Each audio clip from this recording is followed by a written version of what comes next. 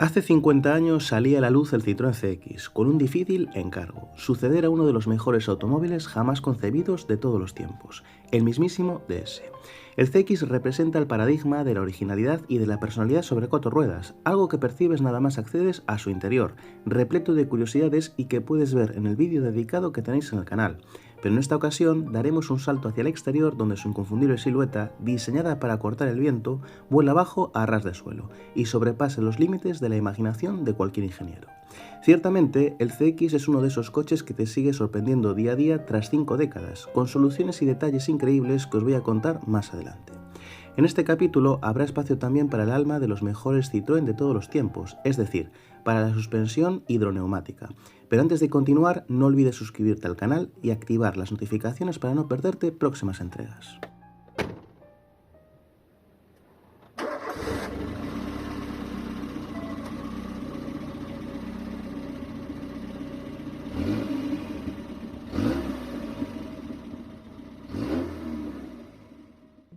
Bueno, en este vídeo vamos a continuar conociendo, analizando y examinando este precioso CX22 TRS de 1989, por tanto, una de las últimas unidades producidas. Tenéis en el canal ya un par de vídeos, tanto del interior, el cual analizo en profundidad y que te recomiendo encarecidamente echar un vistazo, y también un vídeo resumen, pues, que nos da una visión general de esta unidad en concreto. En este vídeo vamos a tratar fundamentalmente dos temas. El primero de ellos es el exterior, el cual guarda pues bastantes cosas curiosas, bastantes datos interesantes, y en el cual vamos a tratar también un poquito de historia, aparte del diseño y de ciertas características técnicas, y por otra parte el tema de la suspensión hidroneumática que equipa este CX, bueno, en realidad todos los CX, y de la cual está dicho pues prácticamente todo, pero no todo. Bueno, en primer lugar, aunque cada generación suele crecer de todos los modelos en general respecto a la anterior, el CX es más corto, notablemente más corto que el DS. Detiene la cinta métrica aproximadamente en 4,66 metros, mientras que el Tiburón, el DS, su antecesor directo, lo hace prácticamente en 4,9 metros. Esto es más de 20 centímetros de diferencia de longitud, que no es poco, a pesar de que el larguísimo capó pues pueda intuir, o puede hacer intuir, mejor dicho, que estamos ante un coche igual de grande que el mismísimo Tiburón, pero no es así en absoluto. Y esa longitud, esa diferencia, se nota bastante, sobre todo al aparcar en determinadas plazas de aparcamiento y también a la hora de maniobrar y de hacer giros. Eso en primer lugar. En segundo lugar, es bastante conocido el hecho de que el CX cuenta con un eje delantero más ancho que el trasero. No sé si lo podéis llegar a apreciar ahí bien. Esto se logra ver mejor desde un punto de vista, digamos, cenital. Pero el eje delantero todo el tren delantero, de hecho, es bastante más ancho que el trasero, lo cual da pues un comportamiento, un tacto de conducción todavía más peculiar, junto a la suspensión, la dirección de Irabi, etcétera. A ver si lo logramos ver aquí un poquito, de forma un poquito más clara. Como podéis ver, se va ensanchando de delante hacia atrás, de tal manera que aquí sí que lo podemos ver un poquito mejor. El eje trasero sí que está mucho más metido hacia dentro. En tercer lugar, y como os había comentado en el vídeo del C6, en uno de ellos, porque hay varios vídeos que tenéis en el canal, la luneta trasera es cóncava. De hecho, el C6 y también el C5 fase 3, que estuvo en producción hasta el 2017, copian, entre comillas, este rasgo que, digamos, heredan del CX. Como podéis ver, tenemos una forma de valle, una forma de U, y esto tiene básicamente pues dos ventajas principales. La principal ventaja, como así atestiguaba Citroën, es que no nos hace falta un limpiaparabrisas aquí en la luneta trasera, puesto que con la propia aerodinámica del coche, el propio flujo de aire provoca que esas gotas de agua no se acumulen en la luneta. Y la segunda gran digamos ventaja, la segunda gran cualidad, es propiamente la aerodinámica. En teoría, el flujo de aire se canaliza hasta este spoiler, hasta este aleroncillo que tenemos aquí atrás, mejorando tanto la aerodinámica como la propia carga hacia el suelo. Así pues, la aerodinámica es uno de los ejes centrales del CX que precisamente debe su nombre al coeficiente de penetración aerodinámica, cuyo valor es de 0,35, un registro muy bueno incluso hoy día.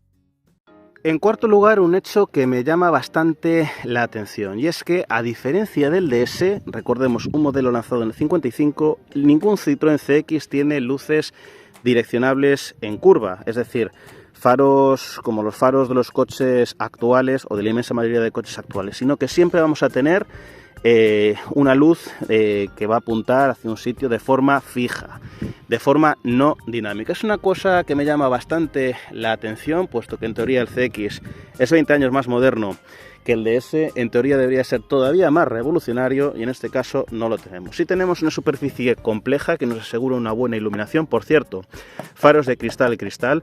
Recordemos que estamos a finales de los 80, aunque el CX se desarrollase en el 74, y el plástico, el policarbonato todavía no estaba presente en los faros, afortunadamente desde el punto de vista de la longevidad, pero es uno de los aspectos que más me llama la atención del exterior. ¿Vosotros qué opináis?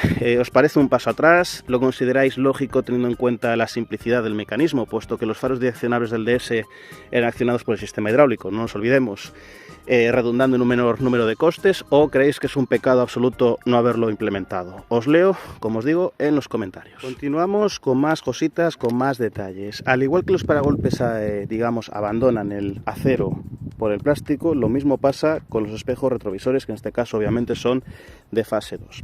Por otra parte, bien es conocido, forma parte de su silueta, de hecho, la rueda trasera carenada que tenía también el DS, también obviamente el GS y parcialmente, al menos un poquito, el XM, y que se perdería pues ya con los ZX y con los Santias en ese momento, principio de los años 90, en el cual pues Citroën da un giro de tuerca tanto a su posicionamiento como a su planteamiento como al lenguaje de diseño, pero que obviamente ayudan a contribuir y también a lograr una mejor penetración del aire, un mejor coeficiente aerodinámico, además de dotarle de una personalidad en el diseño pues que es típicamente inconfundible de los Citroën CX en particular y de la mayoría de Citroën hidroneumático en general.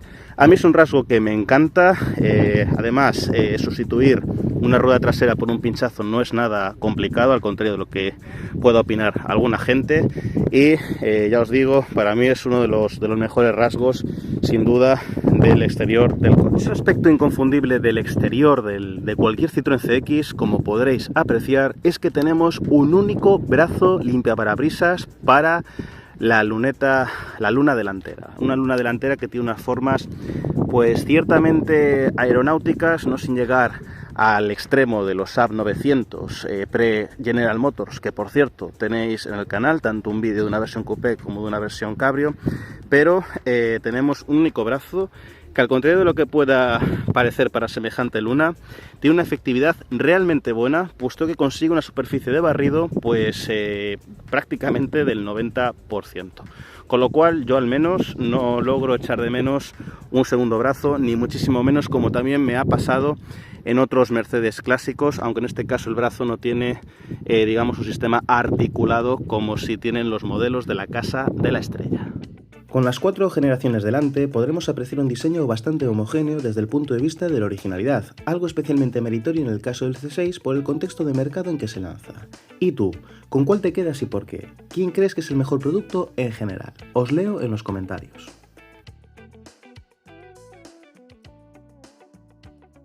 Momento de hablar de la suspensión. Obviamente, al ser un Citroën hidroneumático, en el vano motor vamos a encontrarnos las famosas esferas. En este caso son esferas circulares, esféricas, valga la redundancia, de tipo monocapa, a diferencia de las esferas lenticulares tipo lenteja que montan los Citroën C5, sea cual sea la generación, y los Citroën C6, y que son multicapa. La gran diferencia, como os he comentado en otros vídeos, es que las esferas multicapa en teoría duran toda la vida útil del coche, más de 200.000 kilómetros, mientras que las monocapa tienen una duración media, aunque depende muchísimo del uso, de unos 60.000, 80.000 kilómetros. Bien, vamos a ir al interior, donde los CX fase 2 tienen una gran peculiaridad, y ese es el mando para regular de forma manual la altura de la suspensión. En los CX fase 2 tenemos un mando de tipo electrónico. Abandonamos las palancas que tenían los CX fase 1 y también los Citroën Santia, Citroën XM, Citroën GS, Citroën DS o Citroën M35. Junto con los C5 de cualquier generación y los Citroën C6 tenemos un mando electrónico. Son los únicos Citroën hidroneumáticos que lo tienen. Tenemos 4 alturas, 4 niveles distintos. Tenemos el normal de marcha, que en este caso se indica con esta pequeña marca blanca, el -1, que sería el más bajito, ¿de acuerdo? Y que se utiliza pues para tareas de mantenimiento, hay quien lo utiliza para estacionar o simplemente para carga y descarga, por ejemplo, de un mueble o de personas mayores, y 2 niveles superiores, el +1 y el +2, ¿de acuerdo? De tal manera que el +1 se utiliza pues para carreteras más o menos sinuosas, carreteras lentas, nos da una sensación de mayor altura, de mayor dominio, o para superar algún pequeño obstáculo, mientras que el nivel más alto directamente se utiliza para cambiar una rueda, un neumático, pudiendo circular, por cierto, a 3 ruedas, o para superar un obstáculo especialmente difícil. Cuando se presenta la suspensión hidroneumática en la década de los 50, la diferencia respecto al resto era tan abismal que sería como comparar un avión de turbohélice y otro a reacción. Con los años, las suspensiones convencionales fueron evolucionando, acortando distancias poco a poco, y de hecho, ya en los años 80, muchos de sus rivales eran casi tan cómodos como el CX. Sin embargo, la suspensión hidroneumática aporta otros pluses, como su capacidad autonivelante, manteniendo constante la distancia libre al suelo y ese tacto de flotabilidad que puede gustar más o menos, pero que sencillamente no se puede imitar por una cuestión puramente física. Además, como sabemos, podemos regular la altura libre al suelo en varios niveles, algo que puede parecer simplemente un juego, pero que convierte a este CX y a cualquier Citroën hidroneumático en general en una auténtica navaja suiza o directamente en una especie de todoterreno vestido de carrocería sedán. Vamos a verlo.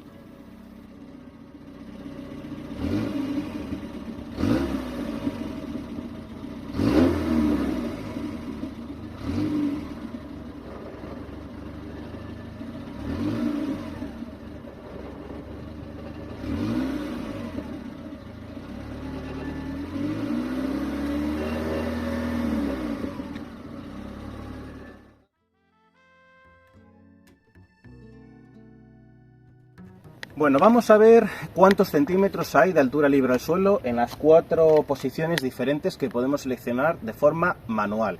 Empezando por la posición normal de orden de marcha, teniendo en cuenta además que los reglajes del coche son los de fábrica, que nos han tocado desde entonces, y teniendo en cuenta también que tenemos las llantas y el perfil del neumático de origen, ya que en función del balón del neumático, de la llanta y demás, pues la altura libre al suelo lógicamente va a variar.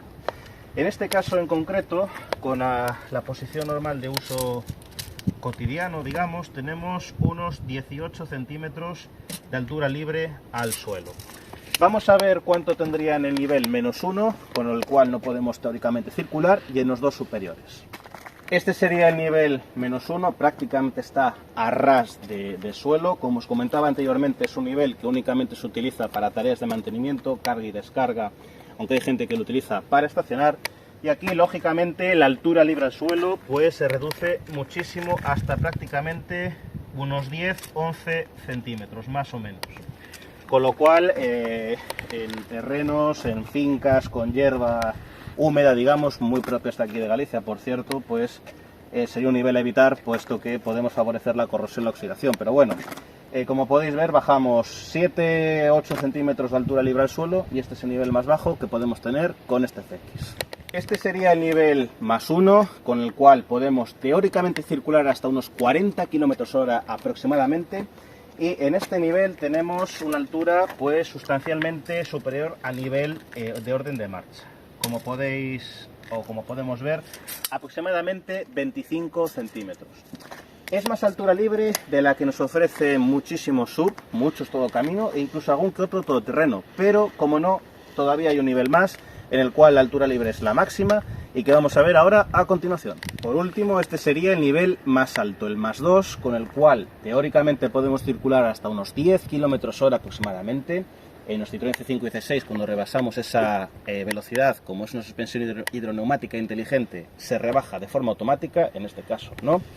Y como podremos observar, tenemos una altura libre al suelo descomunal que nos permitiría un buen uso todoterreno por todo este entorno, únicamente limitado por la carencia de tracción en el eje trasero y por los voladizos, los ángulos de ataque y de salida. En esta posición tenemos una altura libre al suelo de aproximadamente 28 centímetros, mayor que la de, yo diría, la inmensa mayoría de todoterrenos actuales.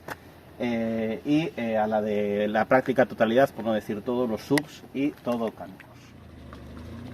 Lógicamente el CX no está pensado para ir campo a través, pero dado el caso sí que nos permite pasar por sitios por los que otros coches jamás podrían circular, y eso es una ventaja indiscutible.